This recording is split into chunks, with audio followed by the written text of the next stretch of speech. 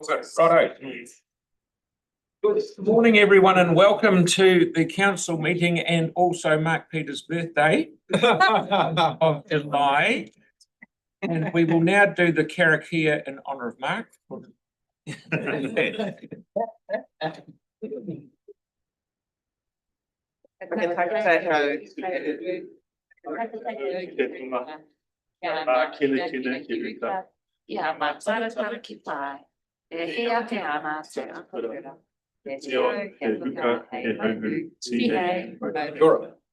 Right. We have an apology from Councillor Moore. Anyone else? Taylor, whatever his Councillor Fields. So I'll I'll move those and Mark will second them. Kelly was trying to contact me, so I think he might late this. Kelly's a bit late. Okay. So Apology. He's trying to claim his 2 minutes to keep done. okay, so I'll put that motion. All those in favour? Against, thanks, that's carried. Does anyone have any declarations of interest they might like to tell us about? Maybe Mark's birthday party. Yep. Okay.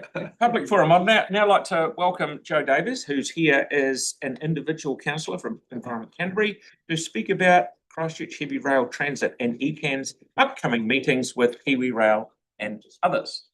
You have 10 minutes, mate. Thanks. Hello again, council.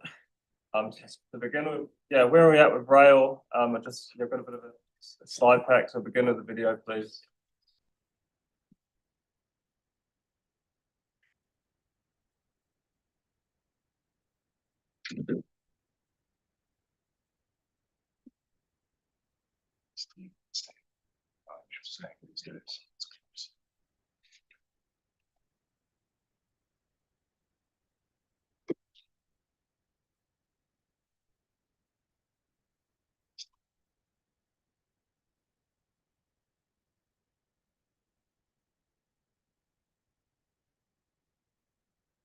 Well, good thing we got rates down to 5.8% increase.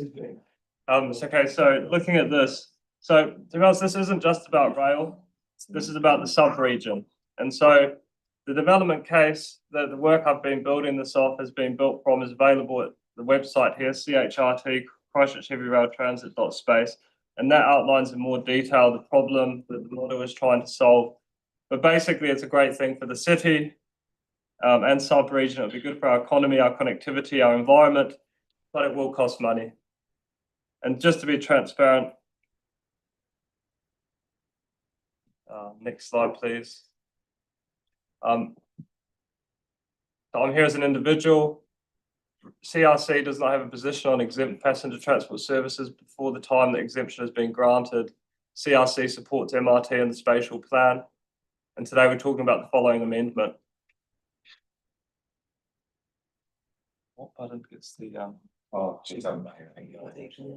So this is the amendment that we passed at our annual plan deliberation. So it approves that the chair, deputy chair, and I meet with the Kiwi Rail board to investigate the interest and feasibility of a passenger rail business case for Rangiora to Ralston.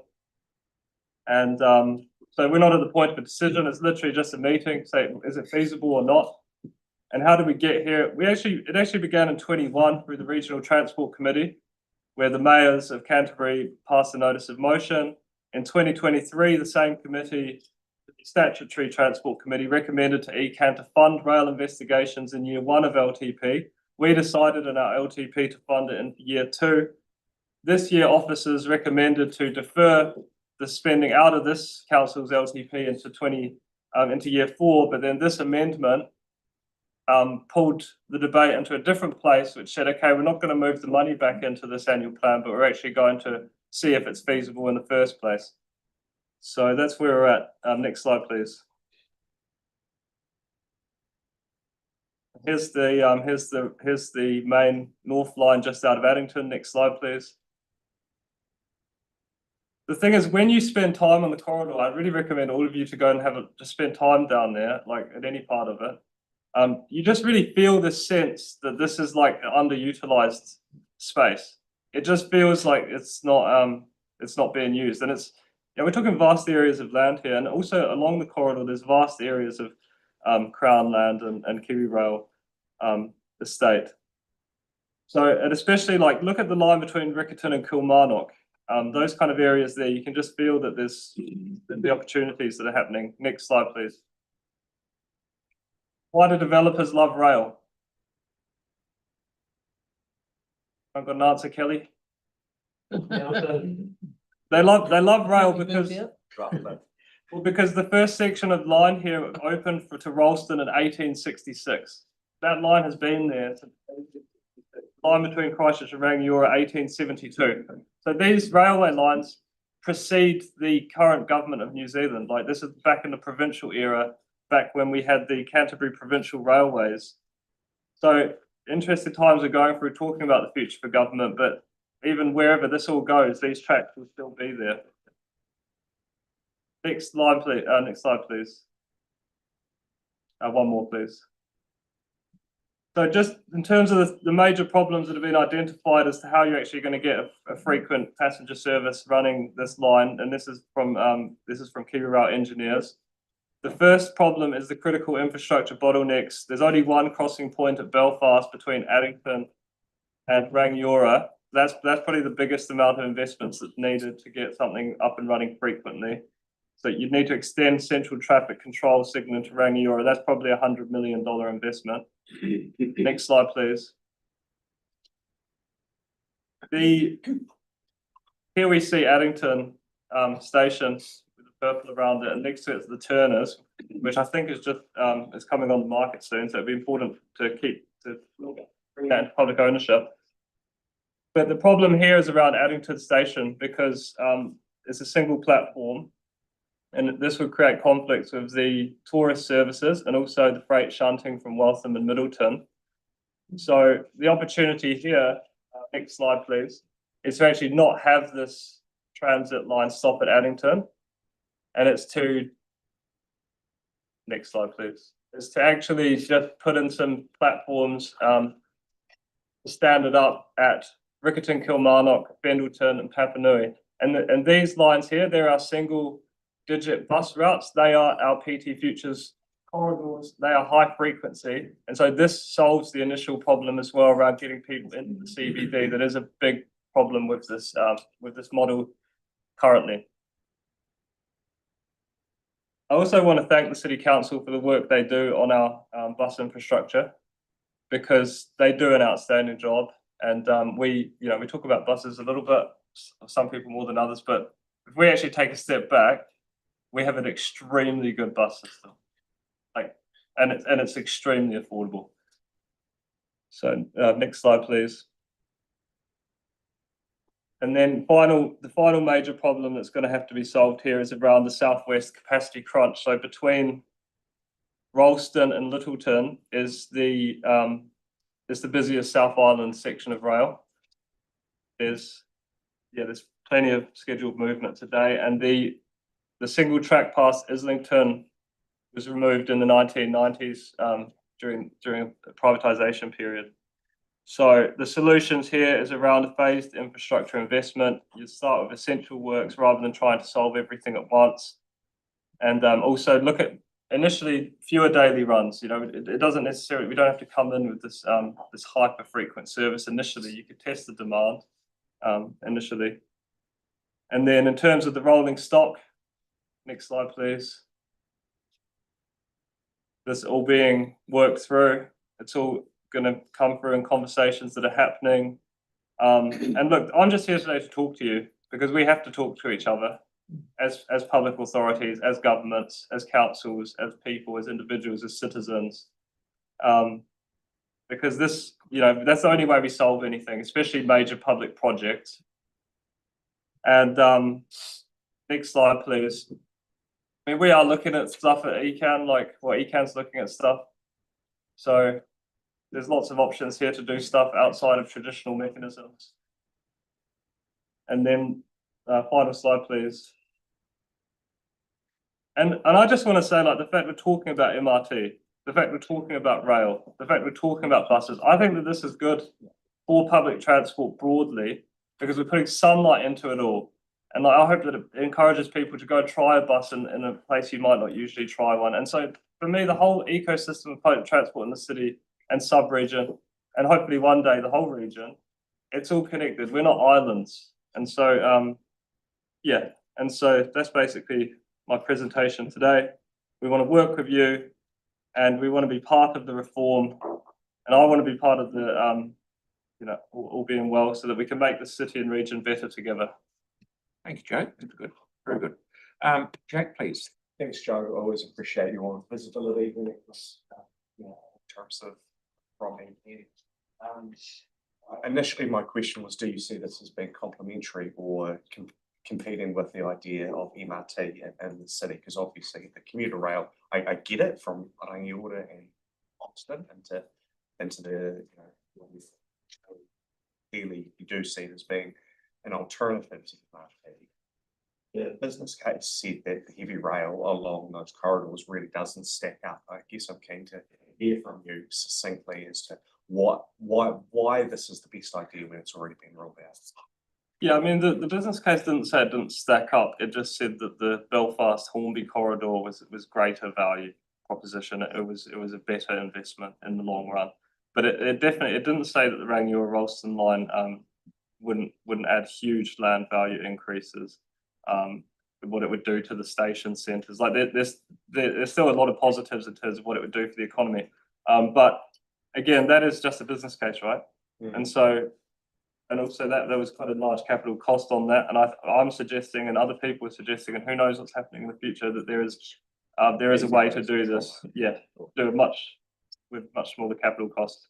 Thank you. Jared, please. Thanks so much. That kind of covered one of mine, which is good. So were you expecting City Council to pay for the infrastructure part? So you talked about some infrastructure costs there, and we usually do the PT infrastructure. Or are you expecting ECAN or Kiwi Rail to do the infrastructure, so stations, double tracking, those kind of things? Yeah, it'll depend on the reform that we're going through and the entities that are, that we look to use to kind of put a system like this into place. Because if we did it for our current PTOL model, then yeah, it would be City Council would, I guess, come to the party in terms of infrastructure. Okay. And have you looked at the Auckland example where people were expected to switch modes? I can't remember which track it was, but initially they had a system set up where people were expected to catch the train and then switch onto either another train or onto buses to get into that last bit to town. And it didn't work, and they didn't get the patronage until they were able to finish that line into town and actually have people arriving in town. Right. Have you had a look at that and what that does to like a potential model for actual getting passengers on board? I haven't seen that, but feel free to send it through to me. Right. But I will say, like, MRT is based on the premise of buses rolling from Belfast out to Rangiora and Hornby to Ralston. To start with, yeah. And given that the MRT process was really thorough and it's been signed off by all four councils with only 2 votes against between the 4 councils, that it's been signed off by the Waka Kotahi board and is now in the top half of the projects for the National Infrastructure Strategy. Do you think the government's likely to support both or just one or the other? And yeah. I don't want to trash MRT, but where'd the $78 million of PT Futures go that was a precursor to MRT? You might like to ask, since you've raised that publicly, you might like to ask your staff who chaired the meeting when that funding was lost. Well, when that particular group said that they didn't need it anymore. I mentioned that to you earlier, so I don't know if you've checked with your staff or not. I mean, I've got the minutes from that meeting. I can circulate them to members if they'd like to see them. Yeah. So CCC wasn't represented there. I'll circulate the minutes. Need 3 quick things. Have you looked at Darfield? So just as a thought, because there's so much filling going all out that way, I think that if we're going to look at, and I think it's a great presentation, Joe. I do think it's something we've got to look at in the future. So if we could look at that as well. I think one of the key things, it's kind of following what Sarah was kind of alluding to in Auckland, maybe we look at, I mean, the Eddington station is a joke. It should never have been there. It's just a secondary kind of half-assed thing. If we look at Morehouse Ave, there is land there. I think if we tied that in and looked at that tying in with the buses, I think that would be a real game changer to any of the planning, because if we drop people off in Eddington, what are they going to do? So I think that's really important. The last one, I think it's for both councils to look at, and other councils, is if the government's going to bring in rates capping, what's the limit to our funding from then? Because we will be looking, and you guys will be looking at what is our core, and that's really what's driving this, the talk about or around rates capping. So that's going to be a whole different thing. Thank you. Thanks. It's great, Joe. Thank you, appreciate it. And Pauline, please. Oh, actually, that's sort of what I was going to ask, that how are you intending to get people into the central city? Because you're finishing at Addington there. So I agree that has to be some more infrastructure investment to bring them into the city to make it work, in my view. But I'd just like to thank you for your complimentary comments about the City Council's end of the partnership and the public transport, not end, our contribution. And I'd like to recognise Environment Canterbury as well for the way you stepped up and electrified buses and made them really comfortable, and we're doing our best to get the shelters and infrastructure in to make it an even better experience. So thanks for those comments. It's great to be working together, and thanks for coming and bringing these ideas to us as well. So appreciate that. Thank you, Joe. Good presentation. Thank you. Right, we have no deputations or petitions today, so we'll move on to confirmation of minutes.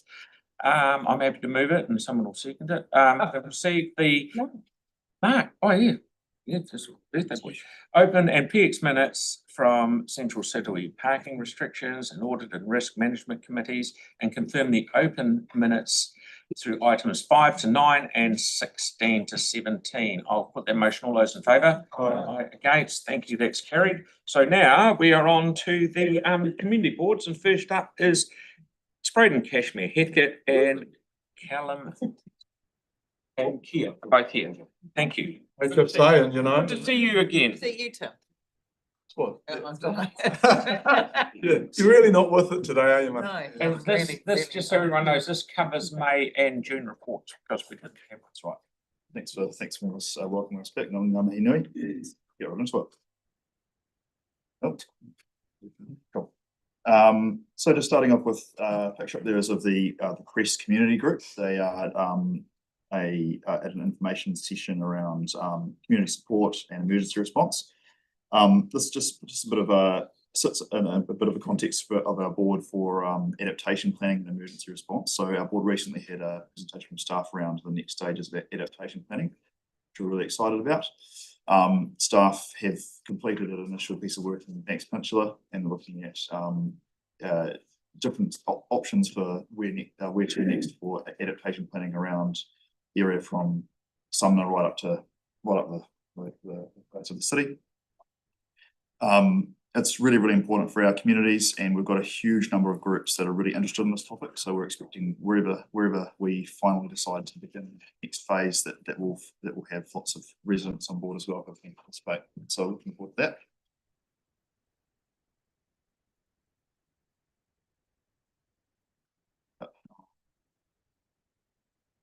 Not yet. No. Next slide, please. Cool. We've had lots of activity in Addington over the last few weeks from the neighbourhood building project we've got, which is called Kia Ora Addington. So this is one of our board priorities. We've tried a different model of funding here to invest in community leaders and building a platform, a network of volunteer leaders within the community who have access to networks and resources to support members of the community who want to come forward and run events and activities in the community. So it's a funding model that's been picked up by DIA, who are now trialling a similar approach in other parts of our city, including Coonhay and another suburb which escapes my memory at the moment. It's not in our ward. Not in our ward, yeah. So it doesn't really sit on my radar at all. Yeah. So we're really proud of that achievement. That obviously we've seen a lot of success there. We encourage you to ask us about it more after this. Selwyn and Milton Street, I'll jump onto that next. This is a really hot topic for our board. Next slide, please. Yeah, actually, you might want to put that one. Yeah, so Selwyn and Milton, it's a really busy intersection. It's probably a classic of that case where we've got densification, more housing going in.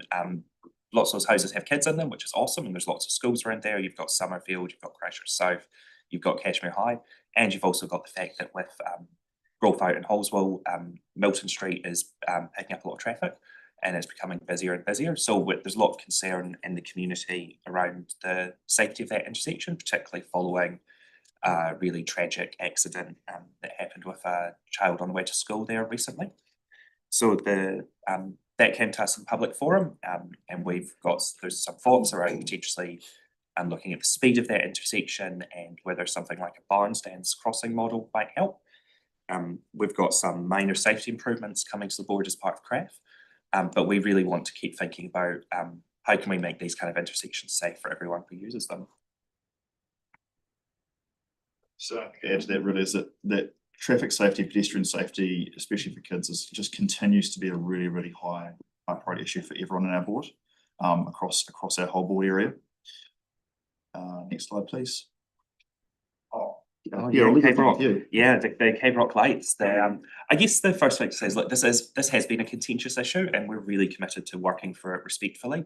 But we also need the community to come along with us on that journey. So a bit of a, I guess, plea that people are respectful as we work through this, because there are some hot button issues in here. So we've gone out to consult between the 12th and the 28th of May. We've asked about the schedule of the light operation, brightness, and the configuration of the lights. And we'll be looking to have advice back to us on the 28th of August, where we will be looking to make a decision.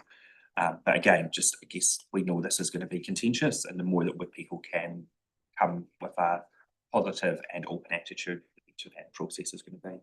Thank you. And just finally, blast through the last couple of slides here. We had a really successful Community Pride Garden Awards and Edible Sustainable Garden Awards with lots of attendees and really good buzz in the community about that.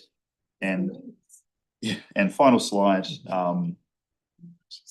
board's done a lot of advocacy around the Grange Street renewal, Waterman renewal, and we're happy to say that that's gone ahead. So yeah, fixing a really, really sore point for our community as well. So yeah, that's all we've got to say today. Tyler had his hand up earlier, so we'll just do one question. It's about item 12. Oh, yeah, me too. Yeah.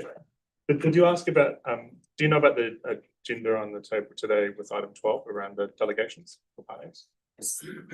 Oh, yes. Can you remind me? Is this the plan A? Oh, yeah. You seem to be affected, but it's not noted in the report, unless I'm mistaken. Do you want me to talk to that? Yeah, one? you can break it. Yeah. So my favourite topic, community board delegations. Look, I think what I would say is that fundamentally the best way to make good decisions is to have good processes and good people. I think I would encourage, I think delegations are not the most important thing in terms of exactly who does what. So it's about, having good people with good processes. I'm always slightly concerned. I think, as you've seen, the board has a lot more capacity to get into the nitty-gritty of issues. So we always want to make sure we're balancing our capacity as a board to get into the nitty-gritty and really engage with residents. We can do a site visit to somewhere like Selwyn and Milton in a way that the council just can't do a site visit. So I think there's a trade-off there, and I guess that's kind of my take on that. The real question would be, were you given opportunity to be consulted, or does the board know about it? Not as a board, no. We had a conversation about it at board chairs, but yeah. Okay, no worries, thanks. Okay, thank you, gents. Right, Jason, I see Bridget before.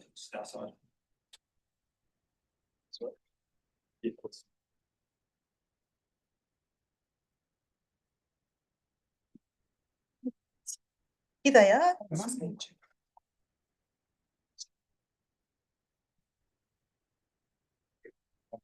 All right. Two months. We'll see how this goes. Very good to see you. Very good to see you. Well done. Yeah. Terrible way. 15th of May, the community government's team, slide please. Oh, am I driving this now, am I?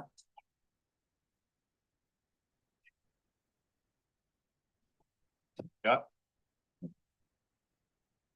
On the 15th of May, 2025, the community governance team ran a session on community and responding to emergencies. 18 people came from 12 different organisations. The aim of the session was to get organisations thinking about how they could try and see happen in their local community. They were asked to look at what policies, procedures, physical supplies and organisational resources they currently have in place. The feedback was extremely positive from the attendees. Many of the organisations are now working on getting more prepared. A few of the groups attending are looking at how they coordinate wider community responses and support. So next up, our board received a public forum from some young people from the local area asking for some dirt in Jeffreys Reserve so they could make some bike jumps. The board agreed to an 8-month trial.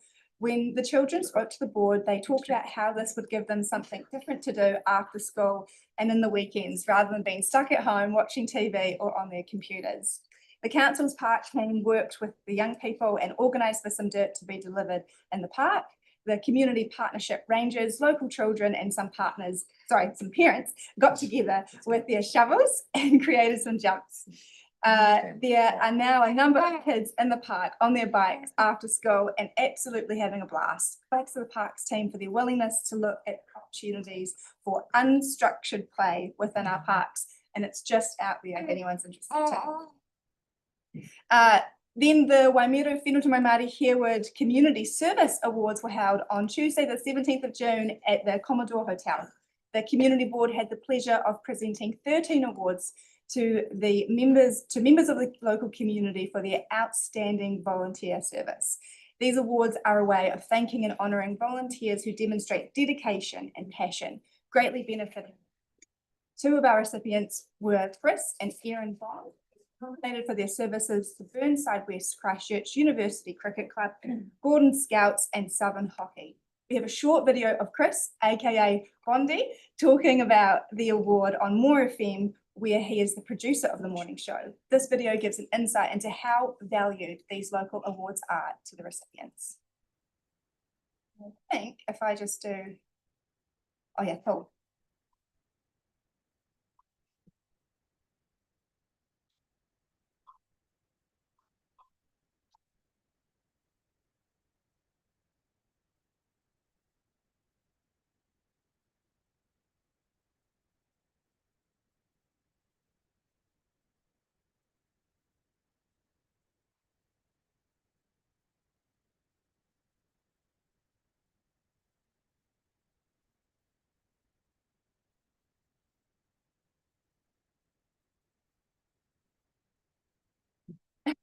Yeah.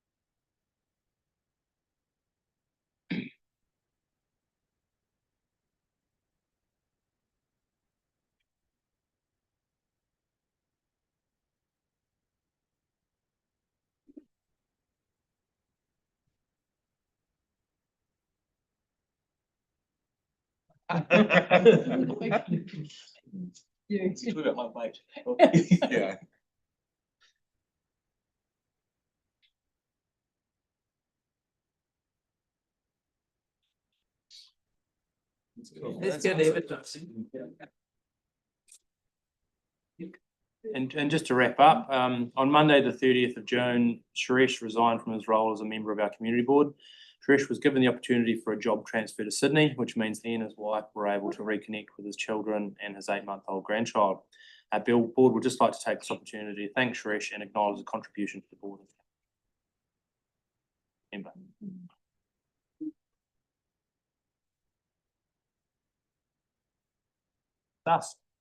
Good. Excellent. No questions. Well done. Thank you very much. And thanks Bridget for the effort to coming in. Well done, Cooper. Okay, Papua Central, it's just Simon and. Be invited to join. Kia ora, not Emma Norris, she's sick today. Yes, I believe.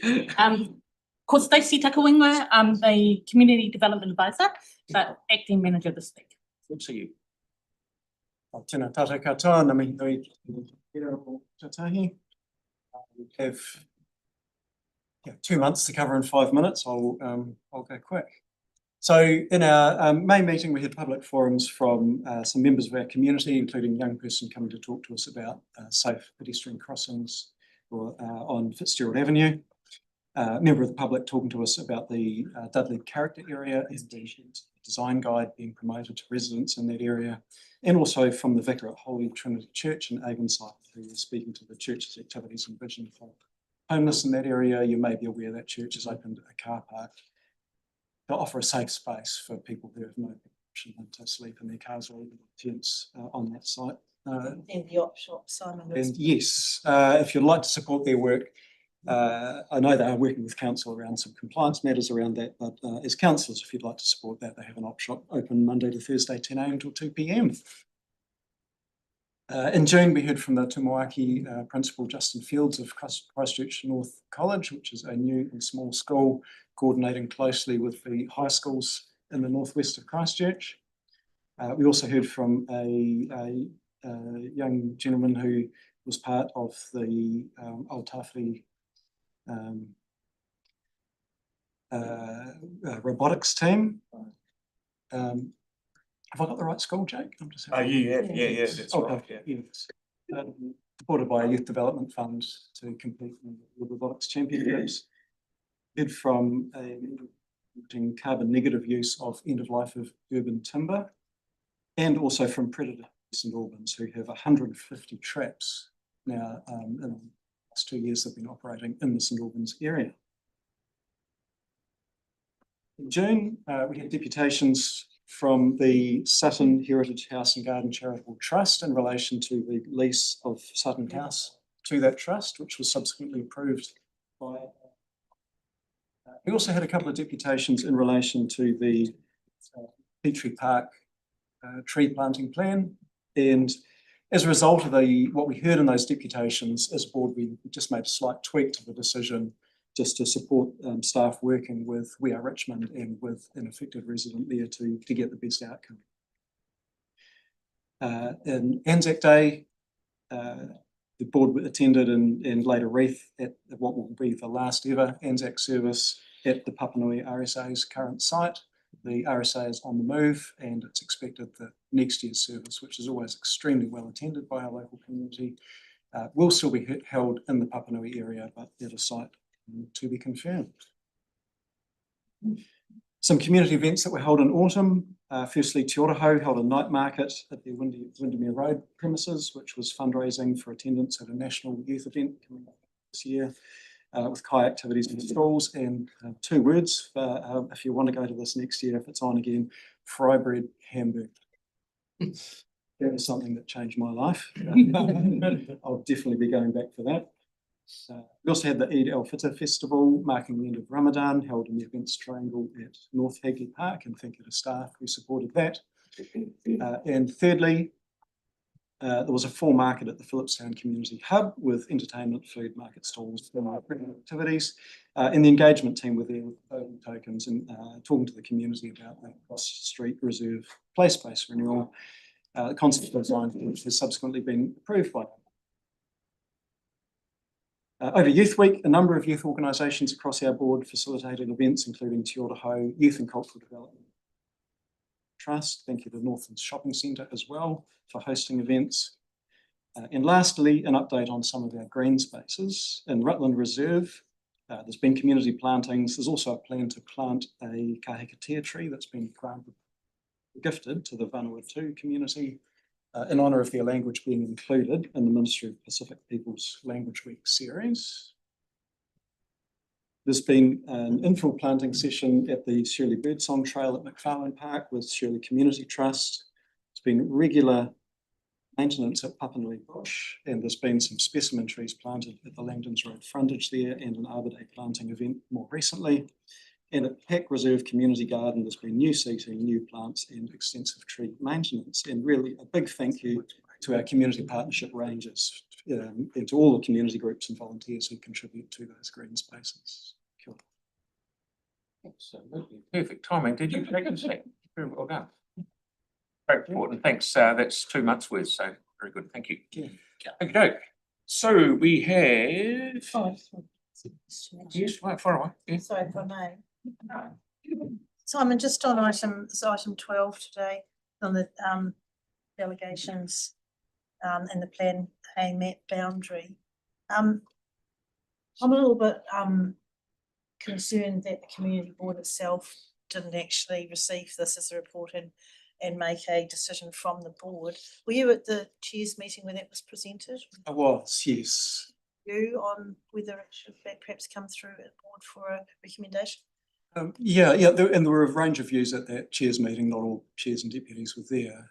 As a board, we've been informed about the proposal that was coming today, but we haven't been asked for a view or formed a view on it. I suspect we might like to form one, but yeah, my own thinking is sort of the whole plan A area is perhaps not quite the right question. The right question maybe would be, how does council collectively, including our community boards, how do we make efficient and effective, good decisions, which could including a community board voice into some of that plan A area? Sorry, guys, we're running out of time, but we can talk about when we get to item 12. Thank you very much. Thank you. Okay, Marie is by yourself, are you? Oh, no.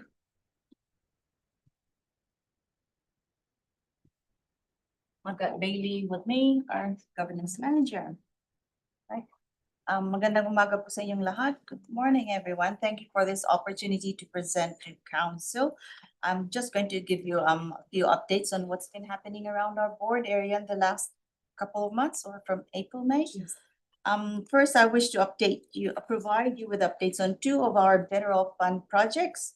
First is about the Puteringamotu Riccarton Bush, which is currently closed for 3 months until September. All the existing concrete paths and boardwalk will be replaced with wider, safer tracks that will be more accessible. While the bush may be temporarily closed, there's still plenty to enjoy on site. You can explore the tree trail, unwind at the Quarters Cafe at Riccarton House, take a stroll around the Heritage Garden, or join a guided tour. Nature and history are still very much alive here. Yeah. Yep. So, yeah, and we'd also like to acknowledge the contribution of Shirish. He was part of the board in Riccarton Bush, along with myself and Councillor Mark Peters. Now, the second is the Upper Riccarton War Memorial Park, located at the former Upper Riccarton War Memorial Library on Riccarton Road.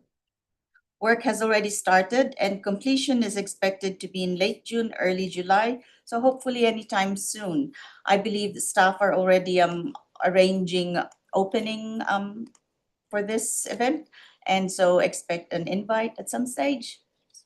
Hopefully all of you can make it. Next slide. The engagement with Hornby Schools about the Waikola Skate Park was open for consultation from April 29 to May 12. There were 2 productive engagement sessions which took place at Hornby High School and Hornby Primary School. Feedback from this process is now being reviewed, with the staff report and recommendations expected to be presented to the community board in the next couple of months. Now, Share Kai is a series of 4 pop-up community food events that encourage connection. This happens once a week for a month, and food is prepared by refugee women from 4 different countries. It celebrates the diversity of cultures that call Aotearoa and Aotearoa home through the sharing of food and conversations. The successful event in Riccarton last month was hosted by Oak Development Trust. In Common, who is behind this initiative, is currently in talks with community groups in Holswell for possibly hosting another event there within the next few months. So watch this space. Now, the Community Pride Garden Awards is a joint venture between the community boards and the Christchurch Beautifying Association since 1997. Holswell Hornby Riccarton Community Pride Garden Awards function was held at Te Hapua Health Center. It was a well-attended event celebrating recipients' hard work and dedication to gardening. Now, the Matatiki Hornby Center celebrated its one-year anniversary with over 250 people attending. The well-loved pool and library facility has been a magnet for the expanding population in Southwest Christchurch, drawing nearly 500,000 visitors since its doors first opened last April. Over the past 12 months, the facility has seen glowing reviews for its creative spaces, technological offerings, diverse collections, and engaging activities for all ages. So if you haven't been to Matatiki Hornby Center yet, we invite you to come and check it out. That's all from me. Any questions, please? Mark, please. Just going back to the Riccarton Bush. There could be a second stage of that. Yes, so I think the first stage is for the boardwalks. They're replacing the boardwalks right now. And second will be the signage and the cultural theme that will be presented at the entry to the bush. So the thing being, watch this space. Okay, just one question for Marie. Are we changing the boardwalks because there's so many people here, we need it wider, or are they Just knackered? So they're knackered. they're knackered.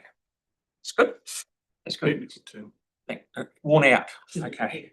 They've come to the end of their useful life. Thank you very much. Good to see you, Betty. Okay, Paul, are you by yourself, mate? Yeah. Oh, and Chris. No, show that punch.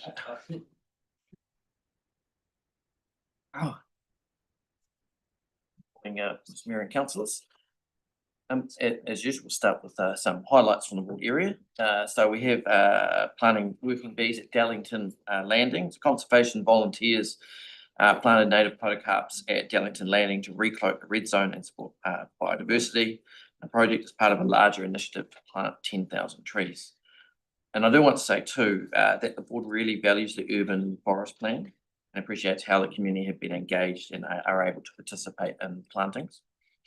And next we have we had an Alpine Fault 8 Roadshow. The AF8 Roadshow visited South Brighton for a public talk on the impacts of the major Alpine Fault earthquake. The talk, delivered by University of Canterbury scientists, drew a crowd of 150 attendees. Its purpose is to build community connections and preparedness before earthquake, making it easier to respond and to support each other during an event and after a major event. And while AF8 is the most likely big natural hazard to impact us, the most catastrophic would be a tsunami generated in the Hikurangi Trench. So I do want to acknowledge the excellent work that's being done by our local staff and civil defence in this space. And next we have the Community Pride and Edible Sustainable Garden Awards. So the 35th Community Garden Pride Awards were celebrated out at North Brighton. And we recognise 140 residents for their contributions to the city's garden identity and sustainable gardening practices. The event showcased strong community spirit and collaboration, and I even wore a suit. Thanks to our local staff who put in a lot of work to make it a really excellent night. Just want to touch on Portlink. I haven't actually had any feedback recently from the local community, but it is still a blight on the landscape and in the lives of local residents. And we are, as a board, very concerned that the government might make it harder to control these kinds of activities on similar sites in the name of private property rights. And it's a reminder that we need to get our planning right and to seeing what comes out of the plan change. I also want to say we're really pleased to learn about the change in some of the road renewals consultations, like on Wyong and Holbert Street, that we're using a different consultation process that involves engaging with the community before detailed plans are drawn up and asking them to provide input, including anything that might have been missed. So this is something that we've actually asked for since the beginning of the term, and I want to thank staff for heeding our request and express our desire for it to be used with other projects too, to all street renewals and projects like parks. And we'd like to thank the board, the council, for two things in particular. Thank you for your work on the Christchurch LAP. It's a big win for communities like ours. And thanks also for funding Bromley Roads. It was our top priority as a portfolio. And the community does deserve to see some extra investment considering all that they've been through over the last decade or so. And finally, we have part A. So this is the last decision of yours, this project. It's a craft project, and we would appreciate the council upholding the recommendations, which are really just the detailed traffic resolutions to give effect to the early decision that you've already made. And you may remember that this project has taken too long, and it was very controversial. We initially went out with two options that were very polarizing, but we worked with the community, with staff, to come up with an option that kept, the vast proportion of people, I think over 80%, who provided feedback happy. So if you're approving this, would be the end of what has ultimately been a really good process. Has had ups and downs. Yeah, thank you very much, and happy to take any questions. Paul, and where you were doing that planting at Darlington Landing, it was very good to see the Red Zone team and roadshow the living daylights out of it before you started. Otherwise, everyone's just wearing out shovels, bashing it into hard ground. So it's very good to see that was being done like that. And the other thing I liked seeing about the Part A report with Marine Parade is that we're spending craft money 9 years after we've got the accelerated money. So it's good to see. And because I know Yanni's a fan of this, I'll let him have a question. Thanks for raising about the issue to do with the Portland. Just wondering if you've got any reflections around how council deals with noise, particularly around metal. I'm not sure if you're aware of sites there in Bromley around the scrap metal yards, but it seems to be an ongoing issue. And just wondering if you have any thoughts about what council might be able to do more around looking at the activities that are generating a lot of concern in the community, particularly around early hours of the morning and noise. We clearly need rules and the plan for around the interface for noise with complex characteristics or special characteristics and that kind of thing. Like the tools that we currently have in the plan aren't strong enough. So yes, it's an issue, and we hopefully get some changes to the plan that means that noise that doesn't quite meet the decibel reading but does impact people might be.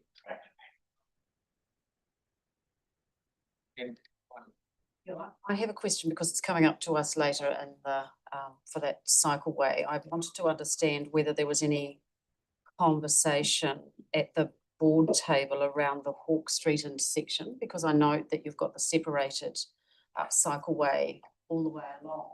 Then when you hit Hawke Street, which intersections are ordinarily the most dangerous places for cyclists, that the cyclists are going straight back into the intersection without any. So I'm curious to know whether there were any alternatives or options put forward to prevent that. On my ward, and so I'm not intimately familiar with the detail, but obviously I was at the table, and my recollection is I don't know if you know the intersection or not. I do know the intersection. That's why I'm asking it. Yeah, it's unpleasant to be a pedestrian at, and so I think that the staff thought that we need to, if you put in more into that intersection, it would become more complex, and staff would, pedestrians and cyclists would risk more. It would be more dangerous. So there were discussions early on about alternatives. I can't remember what they were, but that after lots of discussion and work with. Maybe the staff will talk to it when it comes up before us. Thank you. You're good. Yes, thank you. So thank you. We've actually gone way over time, so thank you very much for your presentation. Good to see you again too, Chris. Okay, so last but certainly not least is Banks Peninsula. Lynn. Oh, it's Anne Penny, sorry.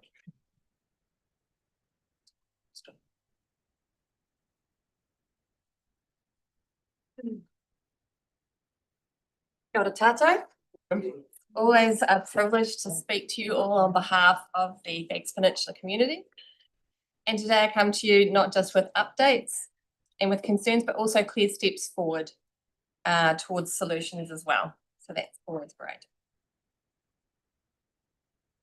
You'll be aware of the severe flooding event in early May, which affected much of Christchurch and Banks Peninsula. The community of Wairewa in particular, as in this photo, where homes were surrounded, roads closed, local businesses targeted and damaged, and entire communities cut off for days. For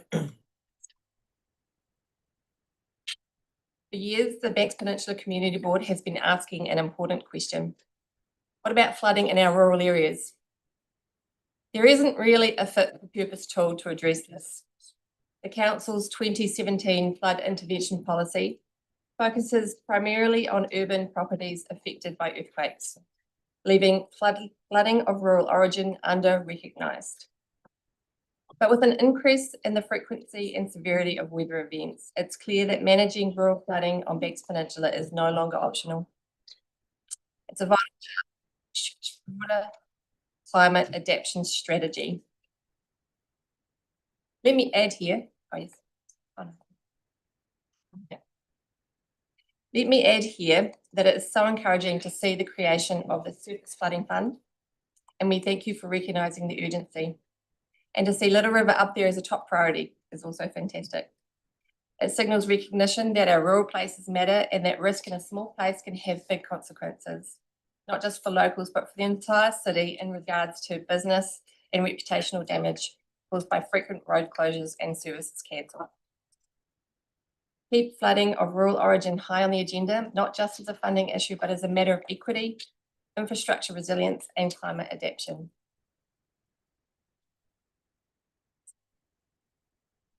Now, we've heard from the Chief Executive that the Council is committed to working with local community to fully understand the drivers and impacts of the recent flooding events. Thank you. Collaboration is already making real progress. Since its establishment in 2023, the Little River Flooding Roundtable, as you can see on the slide, has brought together key stakeholders into one shared space for the first time. That alone has made a noticeable difference. We are finally moving beyond confusion and speculation about bridges, block drains, lake levels, etc., and into evidence-based decision-making. Recent modelling, now supported by 3 Waters teams, has been especially encouraging. Not only is it faster and more cost-effective, but the data aligns closely with the locals, what the locals are seeing and experiencing on the ground, lived experience. That alignment builds both trust and credibility. The next key piece we are waiting on is the review of the lake opening triggers, which affect water levels, infrastructure, and farmland. We ask for your continued support. Collaboration and transparent communication will be crucial and critical to the Little River Flooding Roundtable's ongoing success. The May weather event showed that our community resilience planning is starting to pay off. After 2 years of work, Akaroa on the Bays has successfully launched a detailed community resilience plan, including emergency preparedness guides.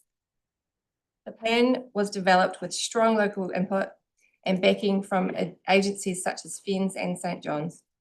And the recent storm event clearly demonstrated its value through improved coordination between emergency services and governance teams. With 9 community resilience plans now completed across Banks Peninsula and more on the way, it's a powerful reflection of just how committed and prepared our communities can be. Thank you very much. Any questions? Yes, Tyrone has a question. Thank you. And actually timely that you should bring that slide up regarding the Akaroa emergency response planning, because we specifically asked for some funding for that in the annual plan. But anyway, so if I'm just to sort of summarise your key point around flooding, so the council's intervention policy around flooding is 8 years old, did you say, 2017? 17, yeah. So you're essentially asking for it to be reviewed so that it's fit for purpose to include rural flooding. That would be fantastic. Rural-based flood, among other things, because it doesn't really cover that at the moment. Is that what we're saying? Yeah, that fit for purpose, I Because think. we saw, sorry to interrupt, but because we saw a lot of flooding of farmland and all this Yeah, stuff that wasn't really kind of included in. No, well, I mean, I guess the flooding comes from somewhere, doesn't it? Yeah. And it's only seeing part of the picture if you just look at the effects. And so to be really effective, you got to look at the land around it. And so I guess that the flooding intervention policy is fantastic for that purpose, but a lot of those projects have already been completed. Right. And maybe a review could also be done to see what now can be done with it to make sure that it covers lots of areas. Thank you. Thank you so much. Thanks Right, for coming. thanks, Good Andrew. for you. Appreciate it. Okay, thank you to all the community boards, and I will move it and Pauline's gonna second it. Mark, Mark, I'll second it. you're gonna second it, or do you want a question? Yeah, I just had a, better than that, I had an amendment, an additional resolution to add Amendment to what? to the reports. Oh, to all of the reports? Yeah, well, because we don't get the individuals, but just following up on the concern that was raised from the Waito board around that impact of the visual auditory characteristics in terms of noise. That council asked the council's environmental health officers work with the smart cities team to look at new methods of compliance and enforcement, to monitor hotspots and be proactive in deterring.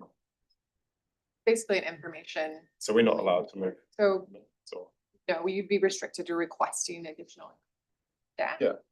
Well, can we request additional information?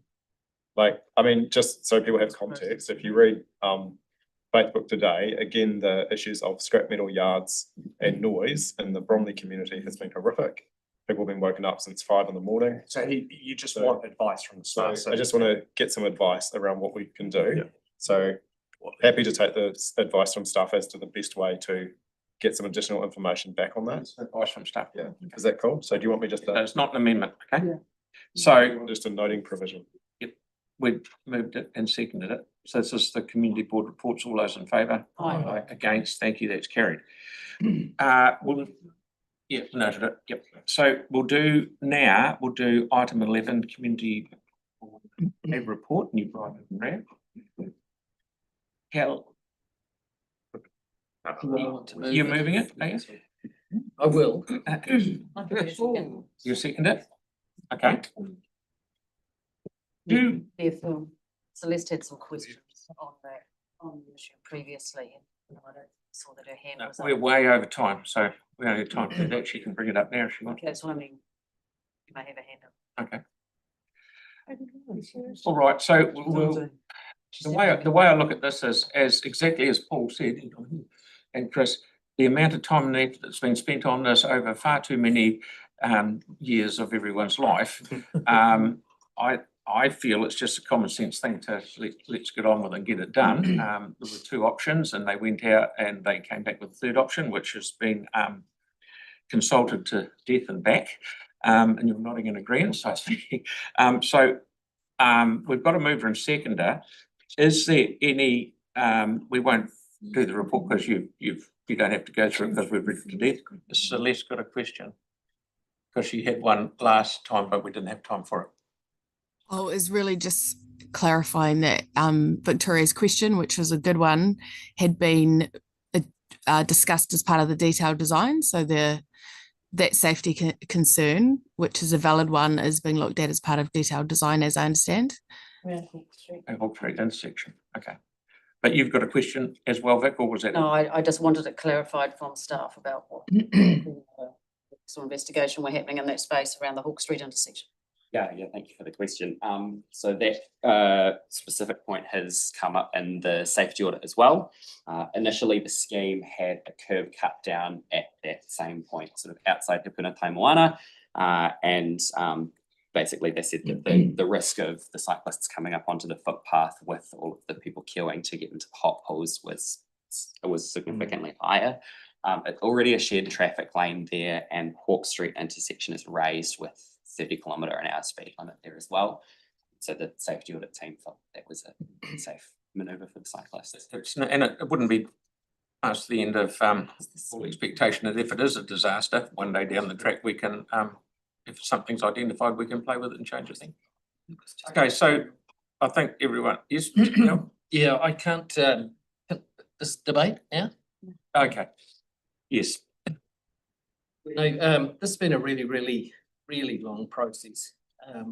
I'm glad we've actually got to a sensible solution today for this part of Green Grey, but this came to us at least 6 years ago, when I was chairing the board, and at the time, it's good to have some history. Staff had actually recommended to us a number of street improvements in the New Brighton area, resealing mostly.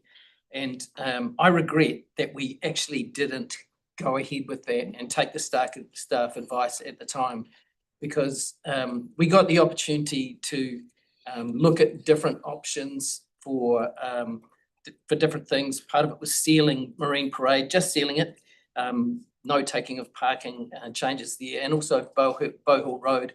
We argued these to death over some time, and we finally arrived at this sort of situation now, which I think is a good solution. But I guess in hindsight, it was a really good lesson that we probably should have taken the bins, because there are streets in New Brighton that would have been sealed that are not resealed now. As a result, they've gone into the work program for down the track. That would have been long done by now. And I think sometimes you get an opportunity to do something, you should take it, because it would have been a really good solution for those streets around New Brighton. But having said that, through the democratic process, we've got to where we are today, and I think it'll be a good solution. I'm particularly impressed with the consultation that was done around this. We really did listen to the community and come up with a solution that they were happy with. So yeah, happy to move it today, and hopefully we'll never speak of it again. Okay, so we've got a mover and seconder. I'll put that motion. All those in favour? Well, can I, so. Brilliant, thank you. Really was waiting for debate. Can't see you. You've got debate too. Oh, comments? Yeah. It's a bit late, we voted on. We've already voted, so. No, my hand is up, but that's fine. So Celeste, your camera was off, so team couldn't see your hand up, so but we could do it now. If you like. Yeah. Yeah, we got there is definitely a point here. Yeah. Solution, The yeah. one that she drove. Give her a nudge. Yeah. It's been moved. Maybe There was a lot of other people that drove it. Do we have Karen? Far away, Celeste. Oh, thank you. Thanks, Kelly, for your words. I think this is actually, it's great when you have a transport project that is so successful. And I think it's important to also acknowledge the fact that this was very much a community-led project. So one of the great lessons from this project was sometimes you think you have all the answers and you go out to community and they come back and they give you a bit of a steer on what they'd like to see. And this is a very good illustration of where we had some quite polarized views on what the potential options could be, whether it is street improvements versus safety. And this was actually an outcome that recognized that we could deliver both, and this is why this project is such a successful one, and it was about 88% supported by the community, the third option, and we got a huge number of submissions, and it was supported by the AA and Spoke, so you've got quite a wide range of consensus on the particular project. And what happened as part of this is we had two options. The community was quite evenly split on that, and so what we proposed was coming up with a third option, and that third option was incredibly well supported. And what this means for the area is that, you know, I agree with the comments. We should be focusing in as well as making sure that we've got those road improvements, but this is about future-proofing that area. We've got hot pools that get hundreds of thousands of visitors every year. We have huge events, and this is a shared path, much like the award-winning shared path that leads out to Sumner, where it actually provides amenity for the area. So a 3-metre shared path along the bottom of the dunes delivers a huge range of benefits, and there's actually almost zero loss of car parking. I think there was 10 car parks that were lost over a nearly 1K stretch of road. So all in all, I just want to sort of acknowledge the fact that this was a very successful project. It was hugely the engagement was a top level engagement led by staff. They really worked well with the community board. So I just want to acknowledge the transport team for this, and it'll tie in extremely well to the rest of the regeneration of the area, which is underway this year. So this is good timing and something that community is really looking forward to. So I just want to acknowledge everybody and also the council for supporting this. Okay, now, Yanni, you did have your hand up. Are you happy? Never happy.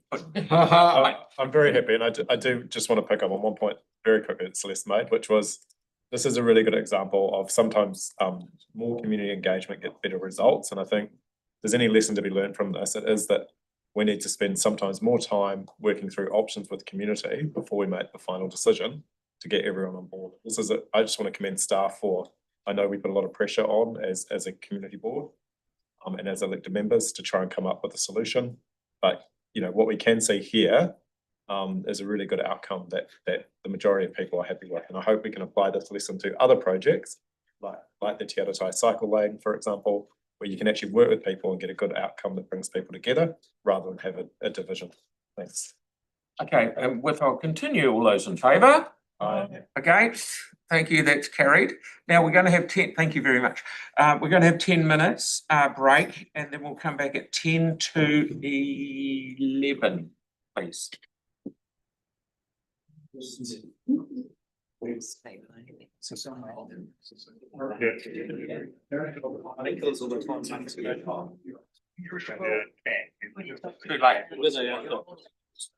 late. What are we going to do?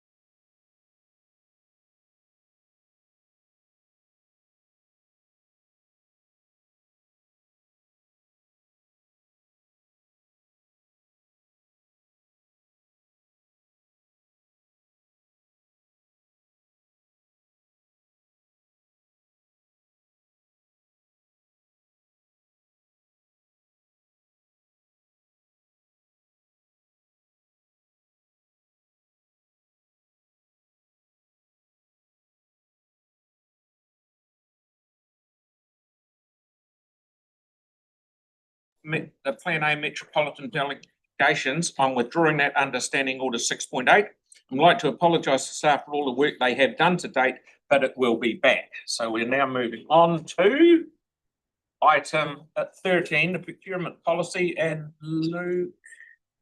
The invisible man. Luke. You happy to move it? You have a second, right? We've got to move in a second. Is there any debate or discussion? Questions? Number 13.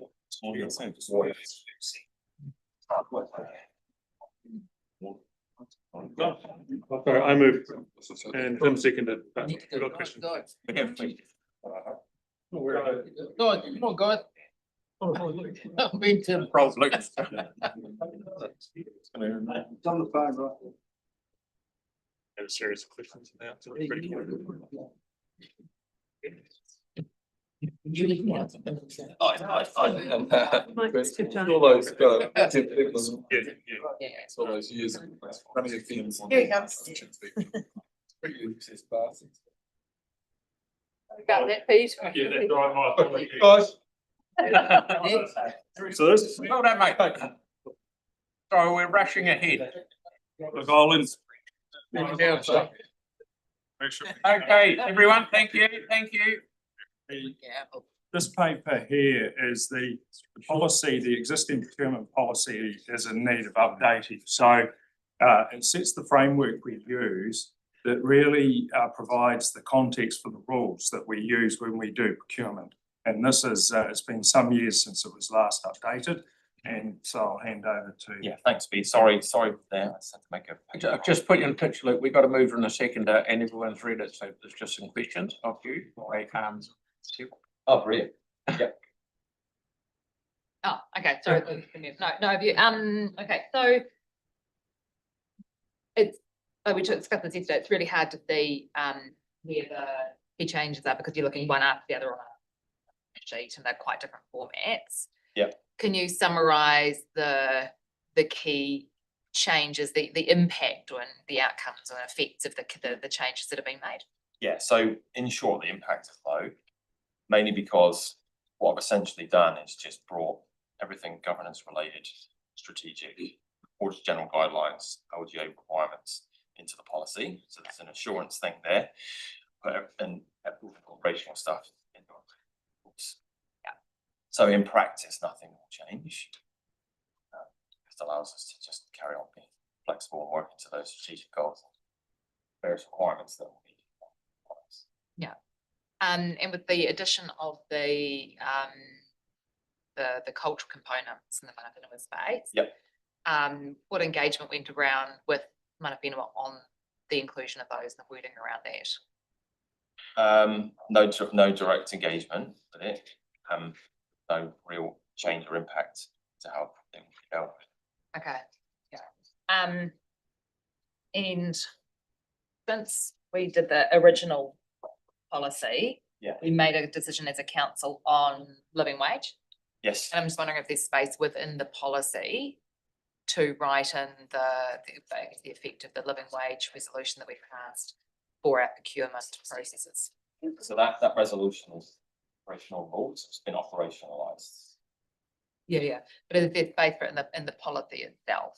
Well, on the basis that I tried to keep the policy very much high level policy and keeping to our strategic direction. Yeah. That was resolved in council. That's been operationalized into the rules. That's just a thing that we do. So under what part of the policy did that then sit? Well, the fact that it was a council resolution is what's made it become into the operational rules. Yeah, I'm just concerned about the impact of that maybe the disappearing over time. Disappearing over time. Yeah, and so then we had originally with the policy, for example, we had like a waiting. It's just I know that there's been a specific council resolution on it that way. Yeah. So there was no policy. There's nothing in the policy, and there was no resolution around waitings, but it is an operational rule. And that rule is still there. Oh, so the rule is the approved waiting. Yes, Okay. yes. We discussed that yesterday. You couldn't articulate a waiting on this stuff for me. Oh, I can Yeah. confirm 100% whether there was a Okay. resolution, but there isn't one. I had to check. Okay, but we do have a specific rate of weighting for those kind of social environment Correct. things now. What's Yes. the weighting currently? 10%. 10%. Great, cool. And are we looking at increasing that over time? Because that was the intent originally. I couldn't find any intent to increase over time. Yeah. No, I couldn't find any reference to it at all, actually. No. And I think that's one of the things when we don't have workshops on this stuff versus just kind of come as a paper, there's not as much time for discussion and looking at intent and what we're trying to do with the policy. So this is all off the back of the social enterprise national forum, those kind of things. So how would we get changes then to how it works in practice, the operational stuff? Well, everything that we do, trying to any kind of procurement activity we do at council subject to Local Government Act, OEG guidelines, any applicable council resolutions, and our strategic priorities. So unless the strategic priorities change or as council something specific, then Yeah. we'll continue to act as well. Yeah, and that for me personally, like this is the, it's been 7 years since we discussed procurement and how we do procurement. And for councillors not to have gone through this and discussed if there's changes we want to make, it just seems a bit, Isn't that the point of a council meeting? So you just put amendments up if. Okay, well, I'll move that we have a workshop on it. Hang on up. I don't mind. I'm just like, it's just We've got a list of questions here. Have you? waiting was there 10%. Yeah, my preference would be that the living wage sits in the policy rather than in the operational stuff. So that we're clear in public about that. For the public, this is a public facing document, the operational stuff is not. So if we were going to put in the living wage stuff, where in the policy would that be best placed?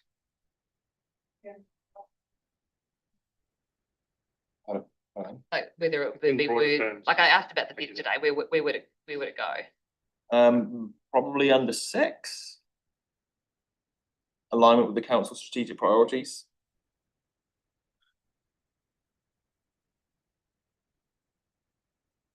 Maybe I'd have to add a 6.2. Yeah, 6.2 sort of including living wage accreditation or something like that. I'll probably just grab some wording out of the rule. Yeah. Just put it in there. So if we had a resolution that just said including living wage provisions as per the previous council resolution or something like that to the policy. Yep. Yeah, because the rule was pretty clear. It's essentially something around regular and ongoing work. You'll need to demonstrate a living wage. Yeah. I mean, this is very much an abridged version of what it says, but that's pretty much it. And Tyler and Tim, would you be okay with including the living wage stuff because it's already a council resolution? It's already in. Not in the policy. It's not in the policy. So many other things aren't in the policy but they are embedded in the process. We've adopted the part of is, if I get this right, this is part of the process now, 10% weighting. Right. I just think. It's just not public facing. But it is public facing because if you go to do any work for the council, 10% of your value when you're putting in a tender or whatever is 10% with regards to in lines with the living wage. And I have to say, Nathaniel and his team did an outstanding job bringing this to council and many other organisations. And I'll leave it. I'm more than happy with what we're doing. So thank you. Can I just check, did you check with the wage movement? We are a very active member of the living wage movement. Did they suggest maybe better? No, I didn't speak to them. No, because I thought our rule was operating well and it's worded well in it. Yeah, it's just not public facing. Like if a member of the public wants to look up on our stuff, what do they do on living wage and what impact does that have? Where do they see that? Right. Could it be? It's not Victoria. Could it be separated? So for example, if Sarah brought a Put amendment. amendment up. Yeah. By the way, Just that. Just to publicise that they're acknowledging the living wage. Well, I want to get incorporated into I mean, Because Tim didn't want Just to. Tim said. And he's it doesn't change anything, Tim. Literally, yeah, it'll just speed it up and it's not a big thing given we already do it. So it might just be easier to just do it. That's what I mean, like, put it in policy. So add something on living wage in the. Okay, right, enough. So do you want me to send you? Victoria. Yeah. Thank you. Can we, I'm looking at the paragraph 3.3 and 3. And again, this comes down to distinction between the operating rules and the policy. I'm just trying to understand where that line is. And I'm noting that you're expressly excluding some provisions, which makes sense in order to allow that flexibility. Where does the emergency procurement sit then? Is that in the policy or is that in the rules, and how? So how it's operationalized is in the Yes. rules, yeah. So there is a process for emergency procurement that depends on the circumstance of that emergency. In the rules as opposed to In the being in the rules, yeah. strategic policy itself, which Yes. is, okay. I just couldn't tell that from there. Thanks. Sorry, yeah, it's that. Understand. Thank you. Kia ora. And thanks for asking answering the emergency procedure for part 2. Yeah. The question I've got now is around transparency on the performance of those companies that we've. Yeah. And I'm wondering if that is operational or within the policy itself. So for example, if an organisation delivers a certain amount of work, then their performance is measured based upon that, and that will inform future procurement. Yeah.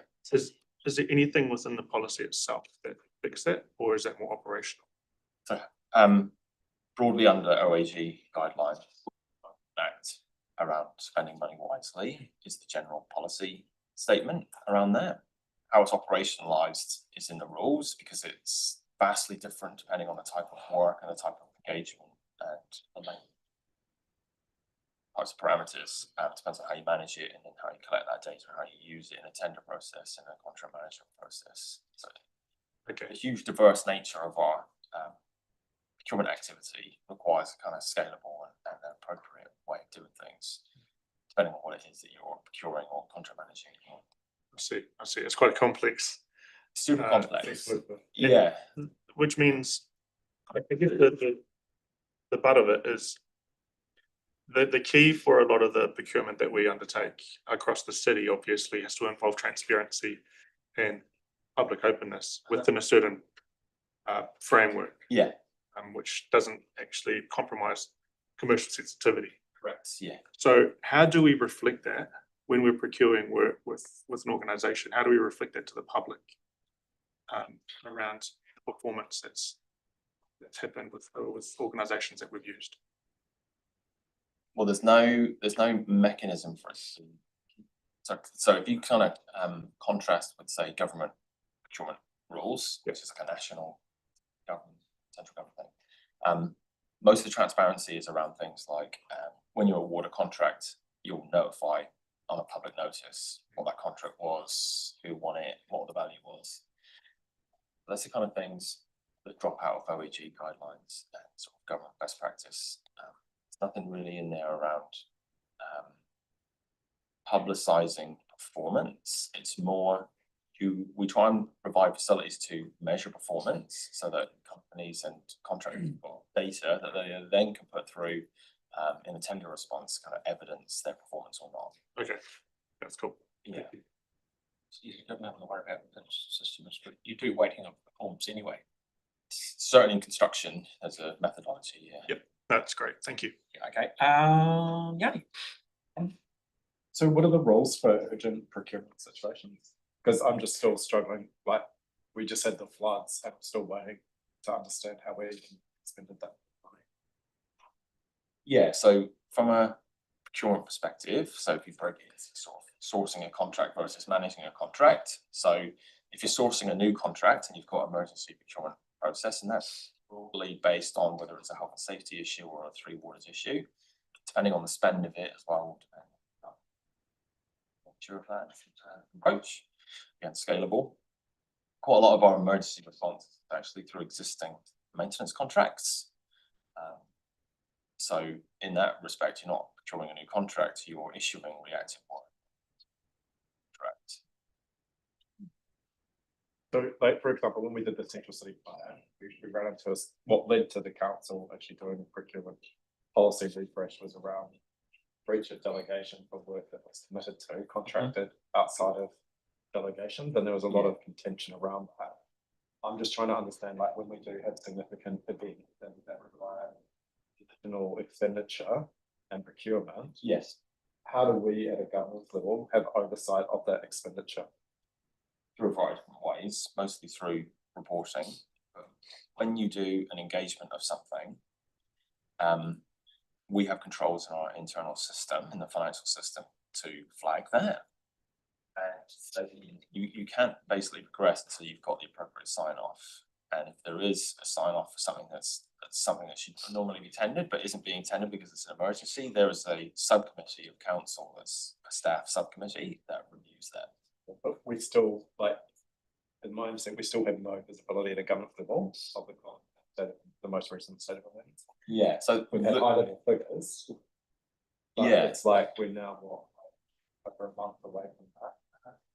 So reporting on cost of things isn't within the remit of procurement policy as such. That's a kind of financial reporting or a project reporting thing, depending on the nature of it, those capex or things. So I guess I do have some concern that, like, it's really hard to see in terms of procurement policy around those operational rules. Yeah. So, like, for example, at what point would no expenditure come to us in terms of procurement versus just adding on to existing contracts? So what happened previously? Get the point, Yanni, you start talking about. What happened previously with the central city plan is that there were a whole bunch of smaller contracts that were added up that were over the delegation, but because they were all done individually, they didn't fall under. Well, financial delegation applies to a specific commitment, so a specific contract. So you wouldn't aggregate multiple contracts as one financial commitment. It would be per contract anyway. But maybe, yeah. So in terms of engagement with elected members, with decisions around that, it's based on the total financial commitments. So if it's over 10 million bucks of OPEX, it comes to council. If it's over 15, it comes to council. The question or the answer you want is from the financial team, but we've just finished the annual plan, so they've been a wee bit busy. Could we actually ask them to come and answer the question? That would be the best way forward, rather than going round and round in circles, because they have been a wee bit busy. So the 2018 policy, yeah, the use of local, like when I read between the two different documents, the policy objectives. Local value 12, there's quite a big section on that. And did we do any work to look at the impact of that section versus the work that we were procuring to see what difference it made? I guess what I'm concerned about going forward. Mate, you're way outside of the scope of what Luke and Vita are trying to tell you. I'm sorry. No, we got told that local is only 10% weighting. And what the question I've got is around setting the weightings. Who sets the weightings? At what point do we have input into the weighting? If it's within your delegate, if it's within your delegations, so if it comes to council for sign off, so if you've got, for example, it's a tender process and when there's weightings in a tender process, then it comes to council for sign off, then you would have say in it.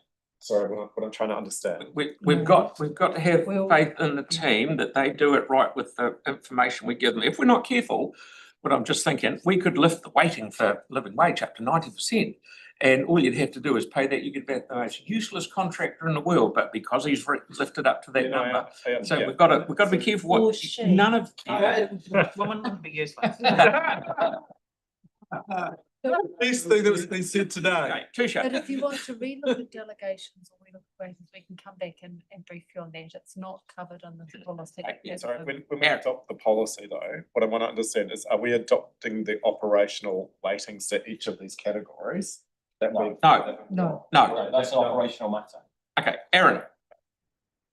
So my question was around just with the procurement policy, and that it's a review of the policy that why not send it to the infrastructure working group to really pick apart to see if there could be any savings made going forward by doing procurement differently.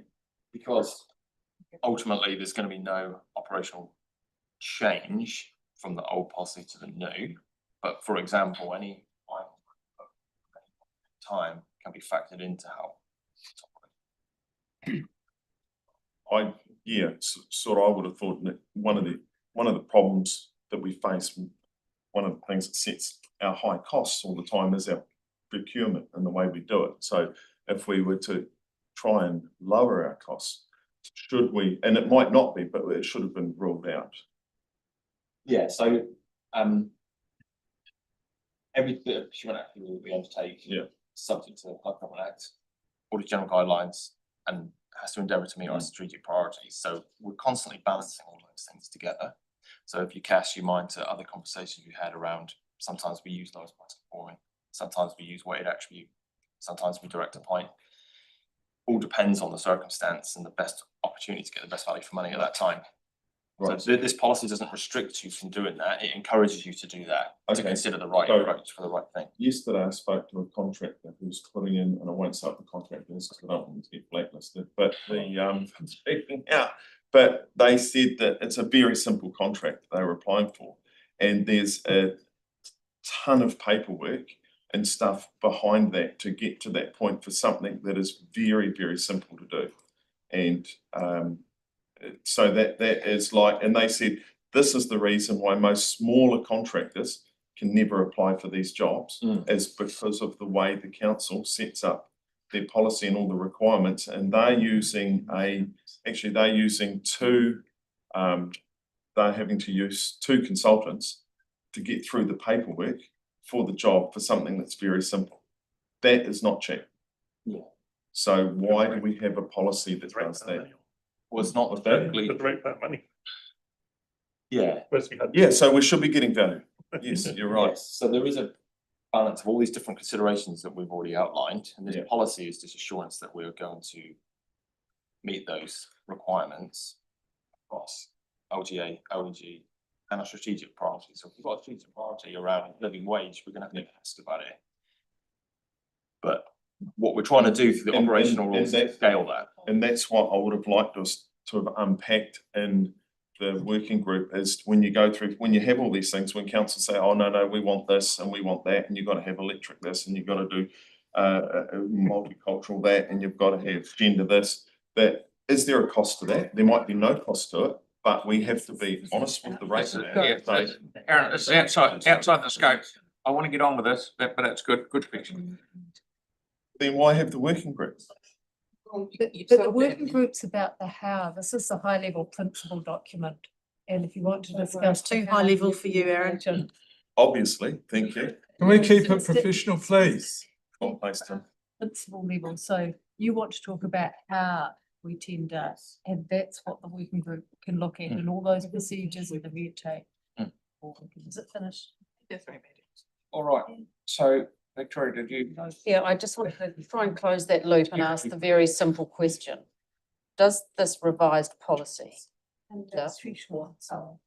potential for any changes that may arise out of the infrastructure work? Thank you. Okay, so we've got, so we have a mover and seconder.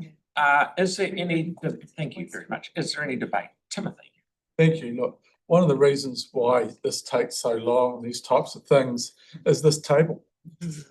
Nothing is perfect, no process is perfect, but we are responsible for public money, and we rely on the expertise of our staff. And I think they've done an excellent job here. They've done what they were asked to do, and Luke, so thank you very much for the work you've done. We can split hairs all day about 10% this and 20% that or whatever, but I rely on our staff to come up with those weightings. I'm more than happy with them, and that's why I have seconded this. So thank you very much, and let's move forward positively. Anyone, Aaron? Yeah, so on the moving forward positively, it's been great having the infrastructure working group and to delve in and ask lots of questions. Obviously, it's probably a bit pointless because what we do there is too high level for me. Obviously, the recommendations that we might bring back to the table would probably be too low level for this council to understand. So that'll be a real shame. Tyler? I actually really appreciate staff bringing this to the table, and thank you so much for doing that and answering the questions so easily. And this procurement policy is actually a protection not only for us, but for the ratepayers' dollar. And acknowledging that applications or for procurement shouldn't actually be easy. They could be easier, but they shouldn't be easy because they're not our funds. They are the public's funds. So when we're talking about the environmental, the social, the financial, and the organizational competency of these organizations, I think it's really important, because at the end of the day, the ratepayer funds need to be protected, and God forbid that we procure, if this was weakened, we procure someone who may not be ticking those boxes and will be on the front page of the press for picking up someone shady. So I really appreciate this policy. Thank you so much for bringing this to the table, and I'm looking forward to seeing how this could actually help the infrastructure working group and see how we could actually streamline processes by utilising these protections for us and for the ratepayer. Kia ora.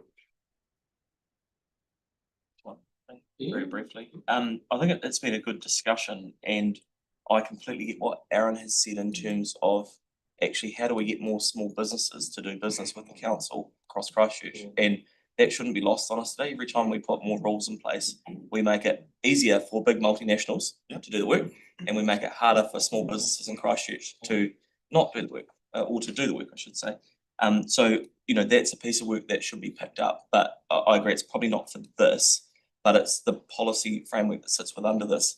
And I think it's, you know, probably around us unpicking a bit more the operational weightings, because actually if local business is what Aaron's been saying, we need to make it easier to do it so they can do it. You know, that makes perfect sense. So I think good on you, Aaron, for calling it out. And let's do some work on it to make sure we can help more small businesses deal with council. You know, we spend over $1.5 billion a year in Christchurch, and the choice is really us. Do we give it to just big multinational companies, or do we reintegrate it into our local economy? And I'm sure everyone around this table would agree that it should go into our local economy where possible, as long as we're getting value for money when we're doing it. Well, my turn. I totally agree with what Sam and Aaron are saying, because all small contractors, because I've done tendering for just about all my life, all small contractors have got to start somewhere. Now, what happens is, say, I'll just pick on a water main job. Say a water main job comes out, the small contractor goes, oh, I'm not going to go through this, all these reports and stuff like that. So the big contractor gets it and then hires a small contractor to do it. And all this ticket clicking going on the way through. So we've got to make it easier for the small one in packages. And that's what the team is doing here, to make it easier for the smaller ones. Not great big jobs like activated slopes, that's big stuff. But just putting water mains in the ground and stuff like that, it's not hard. And small contractors can do that, and they are doing it, but they're having to jump through all these other hoops. So if this is making it easier, which I'm sure it is, that's what we've got to aim towards. Yeah, that's my, yep, Yanni. Yeah, I mean, I want to support that call as well. And I just think if you reflect on the success of what Venues of Te Tahi has done, for example, incredible, right? They went to a local procurement, local sourcing policy that actually saved them money and actually grew the local economy. So, you know, in the past, a lot of these big multinationals would come in with, you know, competitive tenders, get the contracts, and then we'd have all sorts of issues with them. I just think we've got very good examples of one of our council companies actually doing an incredible job by thinking locally, acting locally, and making a difference to the bottom line, let alone the impact on things like sustainability, so forth. So I just feel like we do need a chance at some stage to understand the impact of our policies around local procurement and what the barriers are to those smaller and local companies being involved in the work that we do. I always remember we got a closeout report on a skate park. I think it was the Knightsbridge one in Paulsville, where the staff actually identified a small local company up in the North Island that was cheaper to come here and build the skate park than it was for using one of the big firms here, and we got a really good outcome and a really good result with some specialist knowledge and a really good closeout report around the benefits of doing that. So I'm really keen for us to explore that further. I do worry that this is at such a high level that we don't really know what the different weightings are, but I take the advice that we will have an opportunity to look at that, whether it's the infrastructure working party or whether it's through some other mechanism. So, and you know, thank staff for the work that they have been doing in this space. We have made considerable progress as a city since I was first elected in 2007 and through the earthquake things as James will remember. So, you know, I do think there's a lot of good stuff in here. But you know, at a governance level, we also need to be really mindful of the processes and the things that we put in place to support our, you know, good value for money and also local businesses. One just last little thing, and just because it's something that is printed in our agenda but doesn't have an item number, so I'm just gonna speak now to say thank you for the actions register being in the agenda. It's just, yeah, it's not an item number, but it's just a chance to say publicly, it's really useful to have it there right at the end. Thank you. It's nice having that dates and everything on it. Well, everyone's happy. The mover and second are happy with number 4. It's been put in there, so I'll put that motion. All those in favour? Aye. Against? Thank you. That's carried. Okay, so now, thank you. Who we got, Gavin? Number 14. Let's stay services update on what we're up to between us and Dunedin. Good morning, everyone. So this is an update regarding our conversations with Dunedin City Council on the opportunities for shared services. In the report is the opportunities that we will now take through the next phase, which is to drill a lot deeper. So this has been high level today with workshops between us and us and Dunedin to look at the I suppose the low hanging fruit that we could potentially look at in a bit more detail and report back later the year about which ones we take forward. So we're intending to October. So take questions. Okay, we have question. I'll have you move. Yeah, Sam's have to move. I'm happy to second Pauline's. Yeah, just nice little segue here, but I'm looking at the bulk procurement opportunity. So how will that work in with our procurement policy? Would our policies have to align as well? Well, that's what the next phase is about. That I mean, they are local government also, so I assume, you know, there'd be a way to work around between ourselves how that works. So, yeah. Well, Interesting, couldn't it? an example might be, you know, a product such as smart meters that one entity purchases them and the other entity draws down from that pool of product at a discounted rate. There's different ways we can do it. Sure. Yeah. And so the other thing too is, and obviously saying there's a bit more work to be done in that space, but what I found interesting was the workforce training and development. Now, I know we have to upskill a lot of people in the water sector because of the anticipated bow wave coming, I suppose.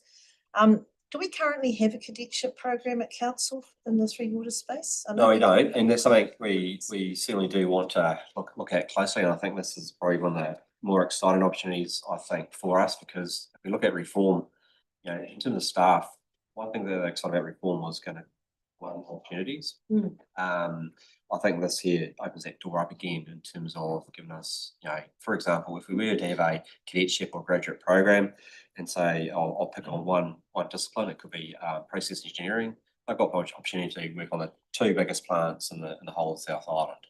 And so it does make us more attractive employer to graduates to what we are currently. Right, and would that extend down to, like, you know, high school level? Yeah, it can do. Yeah, obviously the cadetships were. So it gives them a taste of where they. Yeah, there's plenty of opportunities to, and that's, like I say, to me, that's one of the more exciting opportunities out of this whole exercise. Yeah. And so obviously there will be efficiencies that will come from this, like when we're standardising systems and practices and stuff like that. And do you think there'll be job losses as a result of it, or will they be transferred to different areas in the sector? No, I don't see any job losses coming out of this, because between us both, if you know, we're short of resourcing in terms of everyone's very, very busy, so we won't find.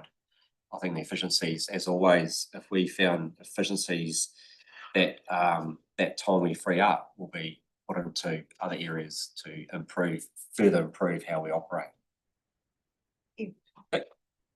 Thank you. Just further question on the shared service opportunities. I see that you've highlighted those ones that have the greatest potential.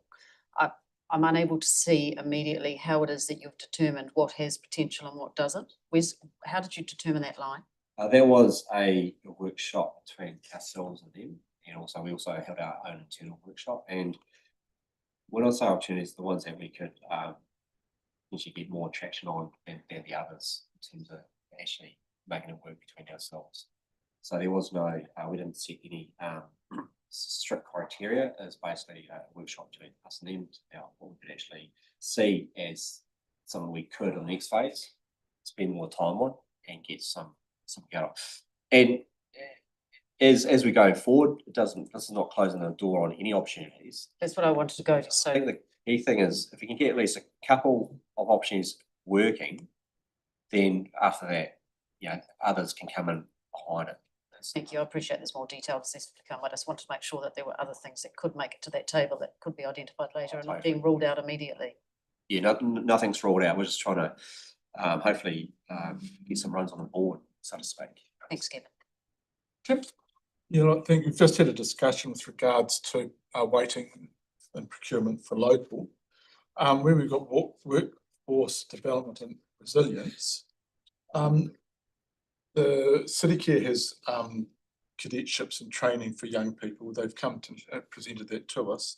Is that going to be included in the partnership?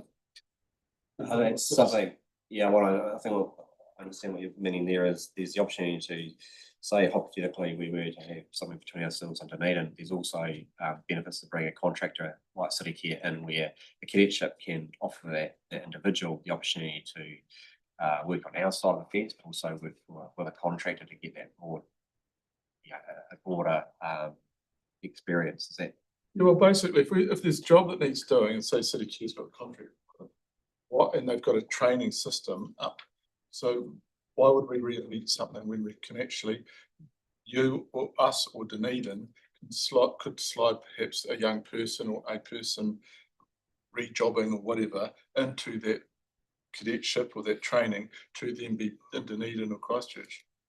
That's something we could look at, just to understand how it works in terms of the, we've got specific roles within our organisation that City Care actually sit, for example, in the planning space, asset management space, they may not have but something we can look at is how we can be more efficient in how it works. Thank you, mate. Right, we have a mover and seconder. Is there, thank you, Kevin, open up for discussion or debate? Is anyone start? Nope. So I'll put the motion. All those in favour? Against? Thank you, that's carried. Right, close carry. Thanks, Kevin. Thanks, Kevin. Thank you